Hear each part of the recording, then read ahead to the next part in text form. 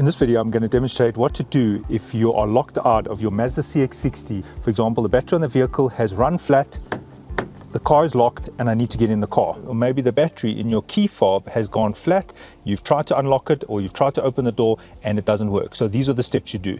So you will need the key fob. Right in the corner here, there's a slider. I slide that, and it allows the bottom piece to come apart from the body. There is the key for the vehicle. Now, can I take this key and use it to unlock and lock the car? So the vehicle is currently locked. Now inside there's a space for me to insert the key.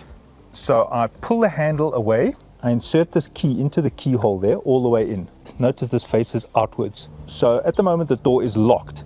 I need to unlock it, so I turn this clockwise. There we go. Now I release the handle, key is still in there, and I can pull the door open. Right, if you want to lock the vehicle, so I pull the handle open again, and I turn the key all the way down. Notice it is now 45-degree facing downwards. Now I turn it back to the horizontal position so I can slide the key out. Now the key is out. You might notice that the door popped open or it's not fully closed. But look, the handle will not unlock the car, so I just give the door a bit of a press and the door is actually locked. Thanks for watching and cheers.